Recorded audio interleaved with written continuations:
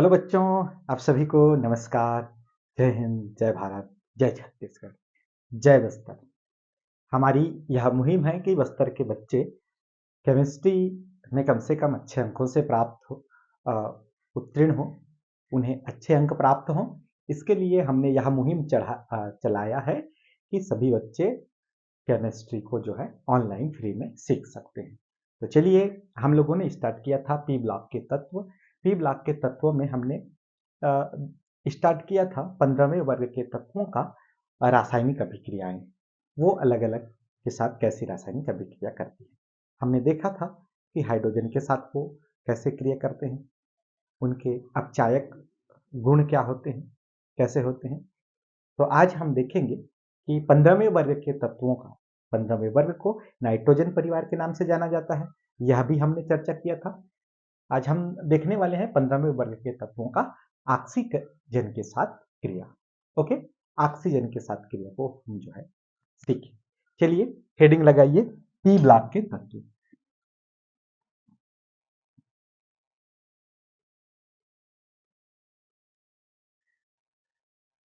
P block के तत्व।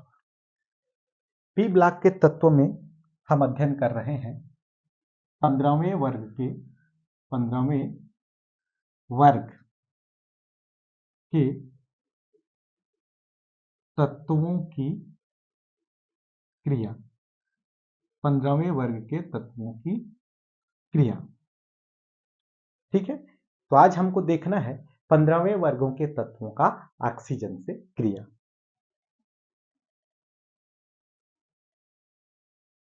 जो भी हेडिंग होगा, आई थिंक ये चौथे नंबर का है कि 15वें वर्ग के तत्वों का ऑक्सीजन से क्रिया। 15वें वर्ग के तत्वों का जो है ऑक्सीजन से क्रिया। तो ये ऑक्सीजन से क्रिया करके ईओ जो है, ई मतलब 15वें वर्ग के तत्व, ओ मतलब ऑक्सीजन, इनके साथ क्रिया करेंगे और ये द्विसंयोजी, त्रिसंयोजी और पंचसंयोजी दोनों तरीके के बनाते हैं। जैसे मान के चलो ई और ओ के बीच में रिएक्शन जो भी होगा, और इधर फिर से ई और ओ के बीच में, यहाँ ई क्या है, ई बराबर होगा nitrogen, phosphorus, arsenic, antimony, bismuth, यानी कि 15वें वर्ग के तत्व। अगर 15वें वर्ग के तत्वों का +3 ऑक्सीकरण संख्या को लेकर बनाएं तो ऑक्सीजन का तो है -2, तो ये इसके साथ और इसके साथ, और यहां पर जो यौगिक बनता है वह E2O3, E2O3 प्रकार का यौगिक बनता है, ठीक है। वहीं अगर यहां पे बात किया जाए E और O के बीच में, तो 15वें वर्ग के तत्व +5 ऑक्सीकरण संख्या भी प्रदर्शित करते हैं। अगर हम मान के चलें कि यहाँ इसका 15वें वर्ग के तत्वों का ऑक्सीकरण संख्या +5 है और ऑक्सीजन का तो होता है -2, इसकी क्रिया ऐसे, इसकी क्रिया ऐसे, है ना। इसको जो है यहाँ पे दर्शाया जाता है, इसको हम इसको रासायनिक समीकरण को जब किसी यौगिक को बनाना सीखते हैं, सूत्र लिखना सीखते हैं, तो यह कक्षा 9वीं में इसको सिखाया जाता है, ठीक है। इसको देखेंगे तो किस प्रकार का यौगिक बनाएगा, ये बनाएगा ई को -2 है तो इसके नीचे में 2, यानी कि ये इसका ऑक्सीकरण संख्या यहाँ पे दिख रहा है, तो इतने ई जो है भाग लेंगे, और ऑक्सीजन कितने भाग लेंगे, 5। इसका ऑक्सीकरण संख्या इस वाले में और इसका ऑक्सीकरण संख्या इस वाले में, इस तरीके से बात होता है। और इस तरीके से E2O3 प्रकार के यौगिक और E2O5 प्रकार के यौगिक का निर्माण होता है। कब? जब 15वें वर्ग के तत्व ऑक्सीजन से क्रिया करते हैं। ओके, ठीक। अब देखते हैं कि ये क्या क्या होंगे। 15वें वर्ग में हमारे पास nitrogen, phosphorus, arsenic, antimony, bismuth, ये 15वें वर्ग के तत्व हैं। अगर हम देखें E2O3 टाइप्स के यौगिक बने तो ये बन जाएगा N2O3, ये बन जाएगा P2O3, ये बन जाएगा AS2O3, ये बन जाएगा Sb2O3 और ये बन जाएगा Bi2O3। यानी कि ये यौगिक जो है इस प्रकार के बनेंगे। ठीक है, कंटिन्यू नाइट्रोजन जो है N2O3 और phosphorus P2O3, arsenic AS2O3, antimony Sb2O3 और बिस्मिथ Bi2O3 प्रकार का यौगिक बनाता है। ठीक, ओके। अब यहीं पे चलते हैं E2O5 प्रकार के यौगिकों को बनना। तो अब आप लोगों को यह एहसास हो गया होगा कि यहाँ कैसे यौगिक बनेंगे। तो ये बनेंगे, नाइट्रोजन बनाएगा N2O5 टाइप का, ठीक है। वहीं फास्फोरस बनाएगा P2O5 टाइप से, आर्सेनिक बनाएगा AS2O5 टाइप से, एंटीमनी बनाएगा Sb2O5 टाइप से और बिस्मिथ बनाएगा Bi2O5। इस प्रकार के जो है यौगिकों का निर्माण होता है ऑक्सीजन के साथ। कैसे कैसे? N2O3 और N2O5, ट्राई ऑक्साइड वाले और पेंटा ऑक्साइड वाले यौगिक बनाते हैं ऑक्सीजन के साथ 15वें वर्ग के तत्व। ठीक है, अब बात करते हैं, क्योंकि ये एक वर्ग है तो वर्ग में इनका क्रमिक गुणों में कैसे कैसे जो है बिहेवियर है, इस पे बात करते हैं। ऊपर से नीचे आते हैं तो हमें ये तो जानकारी हो चुका है कि इनमें धात्विक गुणों में वृद्धि होती है। क्यों? क्योंकि ऊपर के जो होते हैं ये अधातु होते हैं दोनों, नाइट्रोजन फास्फोरस, आर्सेनिक एंटीमनी उपधातु होते हैं और बिस्मिथ धातु होता है।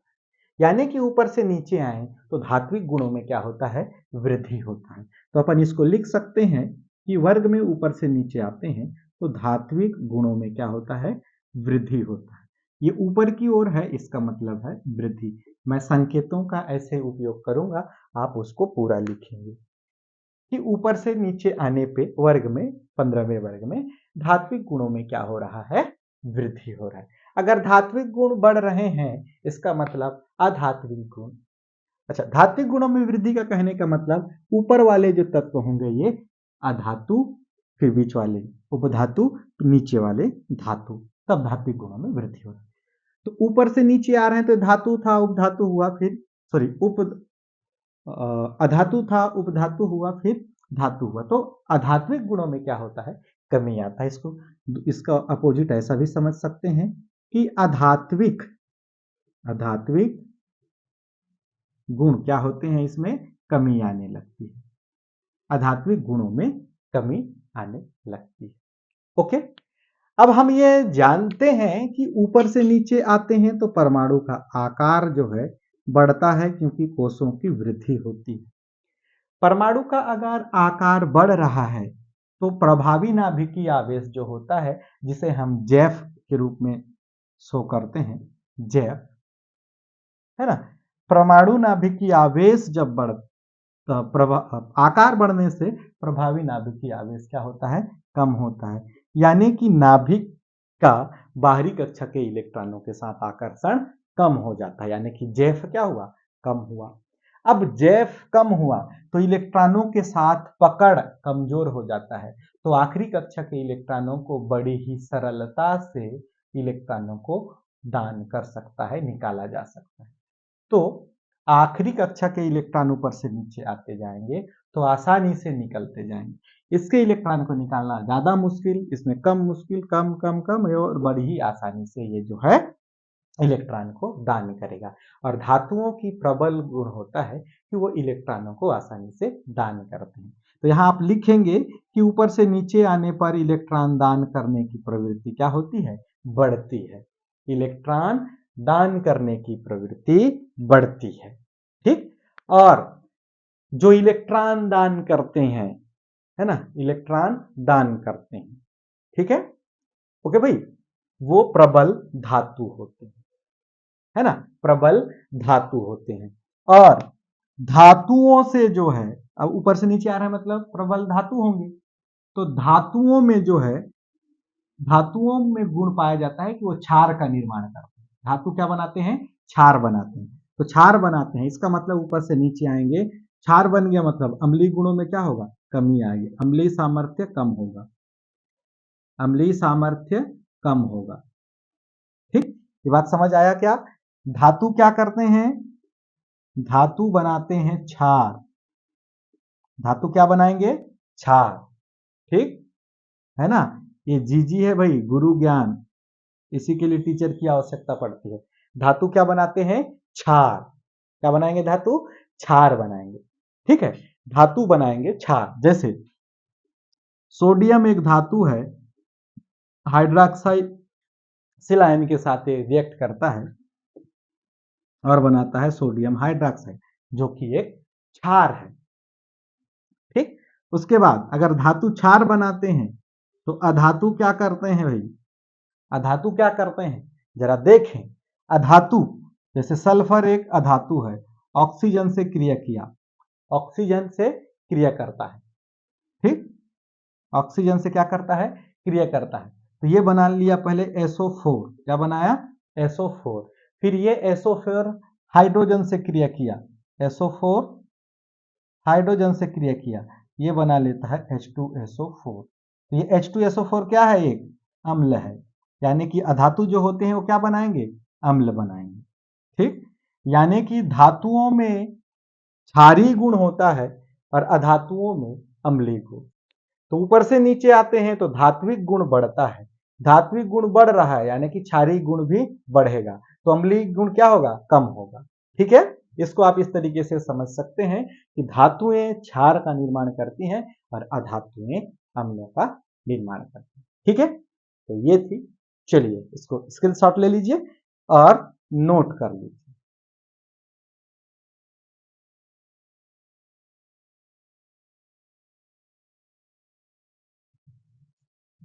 ओके, हो गया कंप्लीट। चलिए, तो ये था 15वें वर्ग के तत्वों का ऑक्सीजन के साथ क्रिया।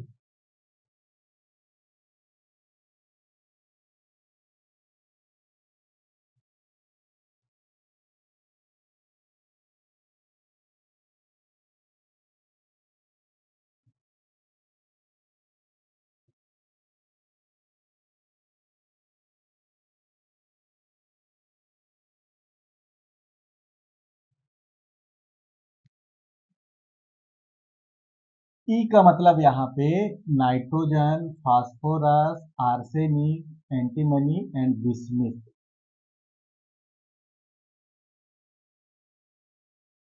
ऐसा। ठीक, अब चलिए भाई देखते हैं 15वें वर्ग के तत्वों की क्रिया हैलोजन के साथ। ठीक, हैलोजन मतलब क्लोरीन, क्लोरीन, ब्रोमीन, आयोडीन, 17वें वर्ग के, इनके साथ कैसे क्रिया करता है?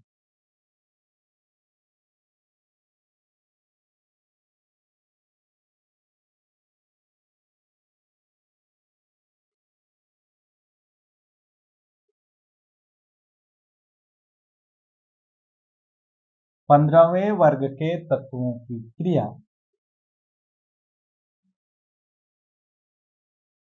हैलोजन के साथ, इनके साथ, हैलोजन के साथ। ठीक, हैलोजन यानी एक्स, जिसको हम एक्स से प्रदर्शित करते हैं। ठीक, यहाँ पे एक्स बराबर फ्लोरीन, क्लोरीन, ब्रोमीन, आयोडीन, ये जो है हैलोजन। ओके, इनके साथ यहाँ पे क्रिया देखेंगे। क्लियर है? ठीक, तो यहां पर हैलोजन के साथ भी यह जो है +3 और +5 ऑक्सीकरण अवस्था के अनुसार जो है क्रिया करती है और यौगिक बनाती है। तो सबसे पहले हम यहाँ पे बात करते हैं ई और एक्स, हैलोजन, और ये जो है 15वें वर्ग के तत्व। यहाँ पे 15वें वर्ग के तत्वों की ऑक्सीकरण संख्या +3, हैलोजन की ऑक्सीकरण संख्या -1। जब इसको यौगिक के रूप में बनाकर दिखाएंगे तो इसकी संख्या को इसके साथ गुणा करते हैं, इसकी संख्या को इसके साथ गुणा, तो जाके जो यौगिक बनता है वो यौगिक बनता है EX3 प्रकार का। किस प्रकार का? EX3 प्रकार के यौगिक बनते हैं। किसमें? +3 ऑक्सीकरण अवस्था में हैलोजन के साथ क्रिया में। ठीक है भाई, अब आप स्वतः ही ये समझ सकते होंगे कि +5 में क्या बनता होगा। +5 में EX, E इनमें इनकी ऑक्सीकरण संख्या प्लस का 5, हैलोजन के लिए ऑक्सीकरण संख्या माइनस का 1। जब हम इसको यौगिक के रूप में लिखते हैं तो इसके लिए सूत्र बन जाता है, इसकी जो ऑक्सीकरण संख्या होती है उसकी गुणा इससे, इसकी जो ऑक्सीकरण संख्या होगी उसकी गुणा इससे, तो ये हो जाता है EX5, EX5। तो इस प्रकार का यौगिक बनाएगा +5 ऑक्सीकरण संख्या में, और EX3 प्रकार का यौगिक बनाएगा +3 ऑक्सीकरण संख्या। ठीक, तो 15वें वर्ग में हमारे पास तत्व कौन कौन से? नाइट्रोजन, अब तो याद हुआ होगा आप लोगों को ना, nitrogen, phosphorus, arsenic, antimony and bismuth, है ना, एंटीमनी और बिस्मिथ। तो जब ये इस प्रकार का यौगिक बनाएगा तो इससे क्या बनेंगे? NCl3, NCl3। इससे क्या बनेगा? PCl3। ओके, इससे क्या बनेगा?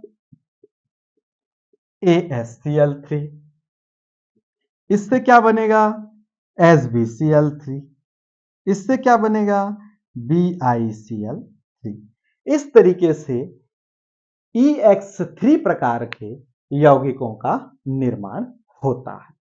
ठीक, अब देखते हैं दूसरे प्रकार के यौगिकों में यहां पर जो है क्या क्या बन सकता है भाई।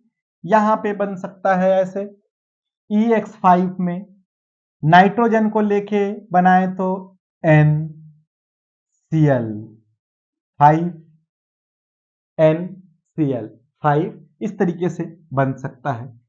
PCl5, ASCl5, SbCl5 और BiCl5।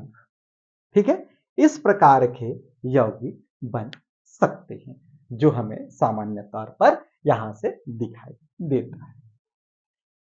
अब यहां पे कुछ चीजें आती हैं कि इनमें से कौन कौन से यौगिक बन सकता है और कौन से यौगिक नहीं बन सकते। ठीक है, अब इधर हम बात करें नाइट्रोजन की कि इनमें से कौन से यौगिक बन पाएंगे और कौन से यौगिक नहीं। इधर तो कोई दिक्कत नहीं होता है, NCl3 भी बनता है, PCl5 बनता है, ACl, ये सारी चीजें जो है बनती है। दिक्कत आती है इधर। ओके, जैसे यहां पे देखें नाइट्रोजन, नाइट्रोजन का परमाणु क्रमांक होता है 7, यहां तक सबको पता। अब इसका इलेक्ट्रॉनिक विन्यास निकालेंगे तो फर्स्ट S में 2 इलेक्ट्रॉन, 2s में 2 इलेक्ट्रॉन, हो गए कितने? 4, बचे कितने? 3, तो 2p में 3। ओके, 2p में 3 इलेक्ट्रॉन। इनको इनके कक्षकों में भरे हुए अगर दिखाएं तो फर्स्ट s में ये 2 इलेक्ट्रॉन, ये 2s में ये 2 इलेक्ट्रॉन, अब ये 3p में देखिए तो तीनों इलेक्ट्रॉन एक एक इसमें भरा हुआ है। ओके, ठीक, तो इसके अकॉर्डिंग यहां पे नाइट्रोजन क्या करता है ना, नाइट्रोजन क्या कर सकता है? एक इलेक्ट्रॉन वो कहीं से अगर लेगा तो उसको एक इलेक्ट्रॉन जो है यहां मिलेगा, यहां पे वो बंद बना सकता है। ठीक, दूसरा इलेक्ट्रॉन से लेकर दूसरा बंद यहां बना सकता है, तीसरा बंद यहां बना सकता है इलेक्ट्रॉन ग्रहण करके। यानी कि इलेक्ट्रॉन ग्रहण करने वाली स्थिति में इलेक्ट्रॉन ग्रहण कर 3 बंद बना सकता है। कितना बंध बना सकता है इलेक्ट्रॉन ग्रहण करके? 3 बंध। और एक जो दिख रहा है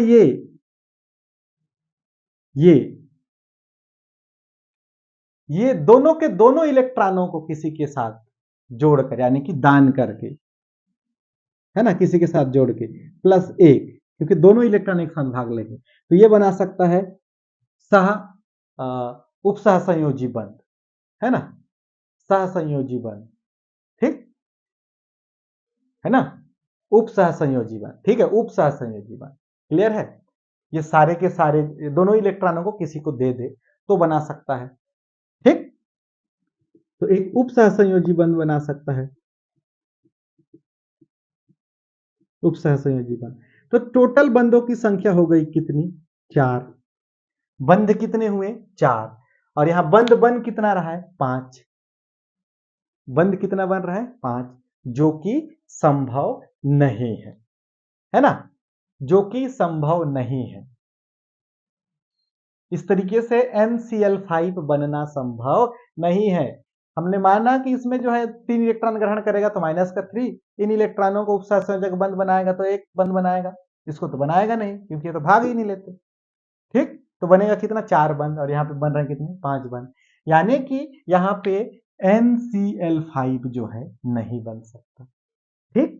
क्यों नहीं बन सकता? क्योंकि आगे कक्षक नहीं है। आगे कौन सा कक्षक आता है? 3D। 3D कक्षक नहीं है, कक्षक नहीं है, 3D कक्षक नहीं है, आगे जो है 3D कक्षक नहीं है, यानी कि आने वाले इलेक्ट्रॉन बंध बनाने के लिए आने वाले इलेक्ट्रॉन के लिए यहाँ पे रिक्त कक्षक नहीं है, 3D कक्षक नहीं है, तब जाके यहाँ पे NCl5 जो है नहीं बन सकता इसी का, ठीक।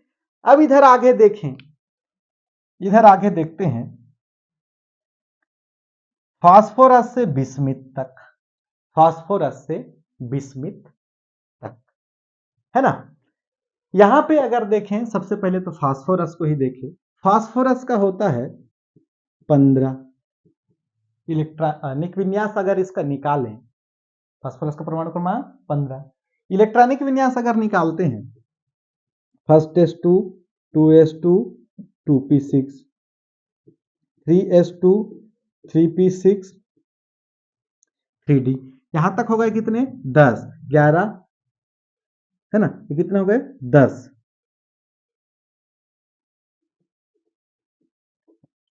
यहां तक हो गए 10 11 12 13 14 15 3, और इसके बाद कौन सा कक्षक आता है? डी कक्षक आता है, ठीक। यहाँ पे डी कक्षक आता है। अब अगर यहां से देखिए 3s इसका, और ये 3p इसका, और ये 3d, 2 3 4 5, देखो यहाँ पे 3d नहीं आ सकता, इसके बाद क्या आता है? 3s आता है, ठीक। अब यहाँ पे 3s में 2 इलेक्ट्रॉन भरे हैं, 3p में ऐसे इलेक्ट्रॉन भरे हैं। अब क्या हो सकता है? यहां से उत्तेजित कर दें इस इलेक्ट्रॉन को तो ये कूद के यहां चले जाएगा, ठीक, यहां चले जाएगा। और यहाँ पे एक Cl आ सकता है, यहाँ पे एक Cl, यहाँ पे एक, यहाँ पे सभी में जो है एक एक Cl आ सकता है, और इस तरीके से क्या बना सकता है? ये PCl5 Cl आ सकता है, मतलब Cl का एक इलेक्ट्रॉन के साथ ये बंध बना सकता है, क्लोरीन के एक इलेक्ट्रॉन के साथ ये बंध बना सकता है, ठीक है भाई। यहाँ एक एक इलेक्ट्रॉन किसके समाएंगे? क्लोरीन के समाएंगे यहाँ पे, इस तरीके से ये बंध बना सकता है, और PCl5 जो है बनता है, ठीक। डी कक्षक की उपस्थिति के कारण PCl5 यहाँ पे बनता है, ठीक। तो यहाँ पे प्रश्न आता है कि NCl5 नहीं बनता किंतु PCl5 बनता है, क्यों? ठीक, ओके। क्योंकि PCl5 इस कारण बन सकता है क्योंकि उसके पास आने वाले इलेक्ट्रॉन के लिए 3D कक्षक पर्याप्त रूप में उपस्थित रहते हैं, जबकि NCl5 नहीं बनता क्योंकि इनमें जो है आने वाले इलेक्ट्रॉन के लिए D कक्षक उपस्थित नहीं होते। अब देख सकते हैं 2p के बाद यहाँ 3s आएगा, ठीक, उसके बाद 3p आएगा इधर, जो कि संभव नहीं है, और यहाँ पे 3s है 3p है उसके बाद 3d, तो आने वाले इलेक्ट्रॉन के लिए 3d कक्षक जो है खाली रहते हैं, उन कक्षकों में इलेक्ट्रॉन आसानी से प्रवेश कर सकते हैं और बंध का निर्माण करते हैं, ठीक है। तो 3D कक्षक की उपस्थिति के कारण ही PCl5 बनता है किंतु NCl5 नहीं, ठीक। चलिए स्क्रीनशॉट ले लें।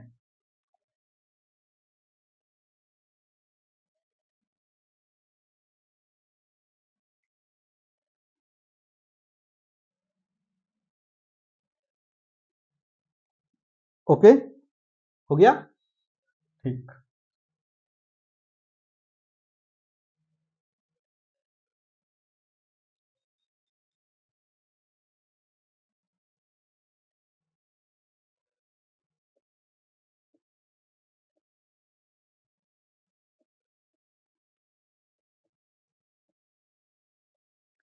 तो ये था ऑक्सीजन के साथ क्रिया, 15वें वर्ग के तत्वों का ऑक्सीजन के साथ क्रिया। अब देखते हैं ये जो बंध बनता है हैलोजन के साथ, इस बंध में धीरे धीरे सहसंयोजी गुण आ जाते हैं। ठीक, सहसंयोजी गुण आ जाते हैं। ठीक, उससे पहले अपन बात कर लेते हैं धातुओं से 15वें वर्ग की क्रिया। धातुओं से 15वें वर्ग की क्रिया।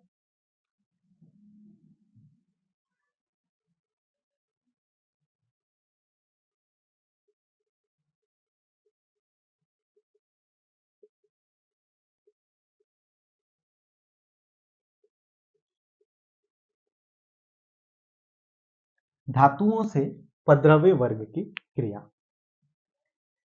तो धातुओं को हम m से प्रदर्शित करें, और m से प्रदर्शित करते हैं तो यहां पे ये जो है E2M3 प्रकार के यौगिक बनाते हैं, +3 वाले यौगिक बनाते हैं। +3 का उपयोग करके जो है ये यौगिक बनाते हैं। किस प्रकार से बनाएंगे?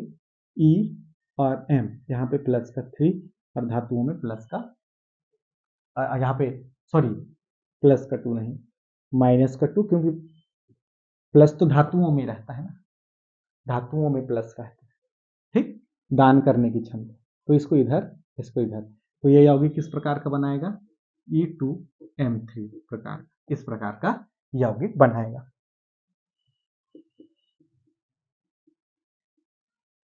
E2M3 प्रकार के यौगिकों का जो है निर्माण करेंगे। ठीक, यहाँ पे नोट करने वाली बात यह है कि 15वें वर्ग के तत्व जो है -3 ऑक्सीकरण अवस्था भी प्रदर्शित करते हैं, और धातुओं के साथ क्रिया में ये -3 ऑक्सीकरण संख्या प्रदर्शित करेंगे। यहाँ पे धातुओं के साथ क्रिया में, धातुओं के साथ क्रिया में 15वें वर्ग के तत्व,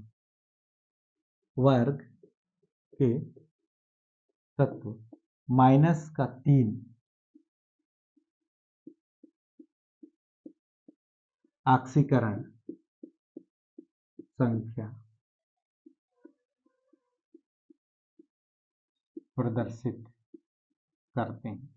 ठीक है भाई, यहाँ पे -3 ऑक्सीकरण संख्या प्रदर्शित करेंगे। इससे पहले हम लोगों ने देखा था कि +2 शो कर रहा है, +5 शो कर रहे हैं, लेकिन यहाँ पे क्या करेंगे? -3 ऑक्सीकरण संख्या प्रदर्शित करेंगे। ओके, ठीक है। चलिए एग्जाम्पल देखते हैं।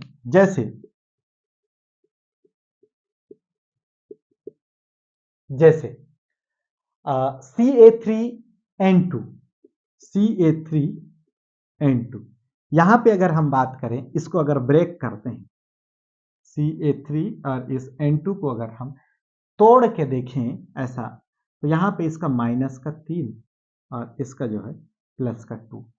ठीक, इसका -3 और इसका +2। ठीक है, क्लियर है भाई? तो आप देख सकते हैं CA3N2, जब यहां इसका हाइड्रोजन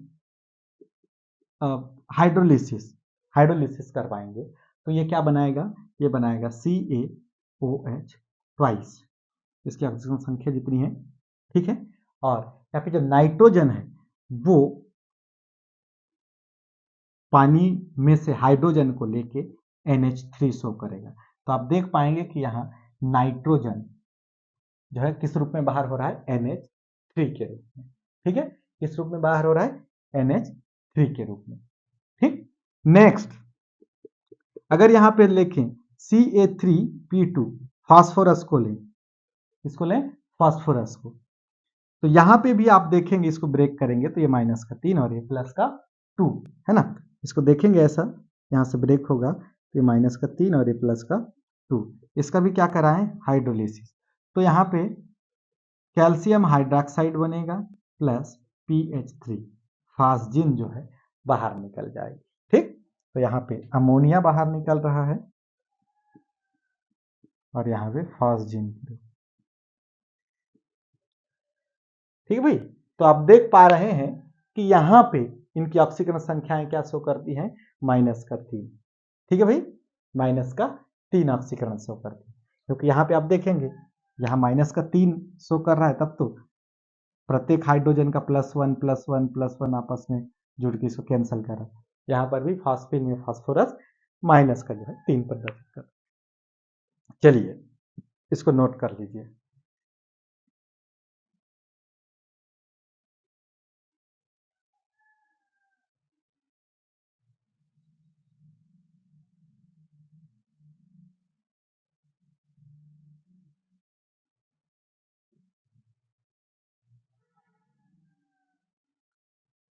हो गया, ठीक है, चलिए।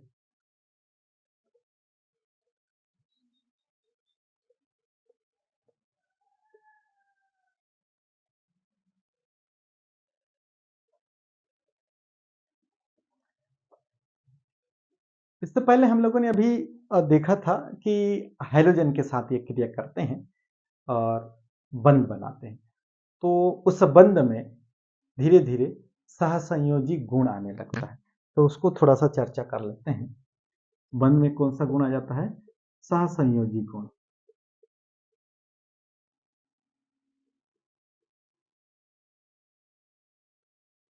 सहसंयोजी गुण जो है उसमें आने लगता है। ठीक, जैसे हमने देखा EX3 और EX5, EX3 और EX5, यहाँ पे इसकी ऑक्सीकरण संख्या जो है +3 है, यहाँ पे इसका ऑक्सीकरण संख्या +5 है। EX3 और EX5, ओके। तो यहाँ पे धनायन का आकार जितना बड़ा होता है, सहसंयोजी गुण जो है उतना ही अधिक। ठीक है भाई, इस चीज को याद रखना, याद रखेंगे कि ये जीजी है, गुरु ज्ञान, कि भाई धनायन का आकार जितना अधिक होता है उसकी सहसंयोजक गुण जो है उतनी अधिक होती है। धनायन का आकार जितना अधिक, उस बंध का सहसंयोजी गुण भी उतना ही अधिक।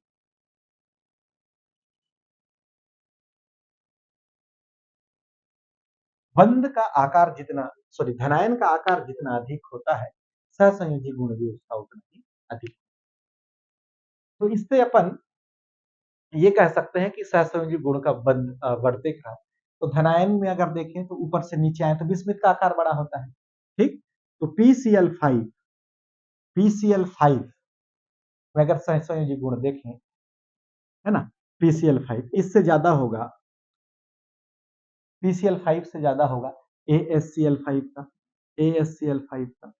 ठीक, इससे ज्यादा होगा SbCl5 का, और सबसे ज्यादा होगा BiCl5 का। क्यों? क्योंकि इनमें इनके धनायनों का आकार जो है बड़ा होगा। विस्मित का धनायन क्योंकि धातु है, इनका धनायन जो है बड़ा होगा। ठीक, अब धनायन का आकार जितना कम, धनायन का आकार जितना कम होगा, सहसंयोजी गुण भी वैसे ही कम होते जाए। ठीक है, और ऋणायन का आकार जितना ज्यादा हुआ, ऋणायन का आकार जितना ज्यादा होगा, सहसंयोजी गुण उतना ही कम होगा। धनायन का आकार जितना ज्यादा, सहसंयोजी गुण उतना ही अधिक। तो इसके अपोजिट क्या हो जाएगा, ऋणायन का आकार जितना छोटा होगा, सॉरी, आकार जितना बड़ा, छोटा होने से तो यही वाला स्थिति आ जाए। ऋणायन का आकार जितना बड़ा होगा, सहसंयोजी गुण बंध में उतनी ही कम होगी। सहसंयोजी गुण जो है बंध में उतना ही कम होगी। ठीक है भाई, समझ में आ रहा है। तो इस तरीके से इसका मतलब ये हो गया कि ऋणायन का आकार जितना अधिक, सहसंयोजी गुण उतना ही कम। धनायन का आकार जितना अधिक, सहसंयोजी गुण उतना ही अधिक। ठीक, यानी कि PCl5 अगर देखें तो इनके बीच में जो बंध होंगे PCl5 के, है ना, 5 जो लगेंगे, तो इस बंध की बात करें और AS में जो Cl बनेगा इसकी बात करें, और SB और इसमें बात करें, और BI और इसके साथ तो एक एक नहीं है, 5-5 जुड़े हैं। बंध में देखें कि उसमें सहसंयोजी गुण कैसे होगा। धनायन का आकार किसका ज्यादा होगा? धनायन का आकार इसका ज्यादा होगा, इसका फिर कम, इसका कम, इसका और कम। ठीक, तो इनके बीच के जो बंध है इसमें सहसंयोजी गुण ज्यादा होंगे, इसमें इससे कम होगा, इसमें इससे कम होगा। ऊपर से नीचे आएंगे तो बंध में सहसंयोजी गुण जो है बढ़ता जाए। ठीक है, इस तरीके से। ठीक, चलिए लगा लीजिए। ठीक, स्क्रीनशॉट ले लिए। ठीक, तो ये थे 15वें वर्ग के तत्वों की क्रियाएं। हमने इससे पहले के वीडियो में देखा था कि 15वें वर्ग के तत्वों की क्रिया हाइड्रोजन के साथ, दूसरा देखा था उसके अपचायक गुण। ठीक, अपचायक गुण देखा था। फिर हमने देखा था तीसरा धात्विक गुण। चौथा हमने आज बात किया 15वें वर्ग के तत्वों की क्रिया ऑक्सीजन के साथ। छठवां हमने बात किया 15वें वर्ग के तत्वों के गुण हैलोजन के साथ। छठवां हमने बात किया धातुओं के साथ 15वें वर्ग के तत्वों का गुण, और सातवां जो है हमने बात किया सहसंयोजी गुणों का आना, है ना, हैलोजन के साथ जो बंध बनता है उनमें सहसंयोजी गुणों का आना उस बंध में। ठीक है, तो ये था आज के वीडियो में, बस इतना ही। अगले दिन हम इसी टॉपिक को कंटिन्यू लेते हुए फिर से मुलाकात होगी। तब तक के लिए विदा। जय हिंद, जय भारत।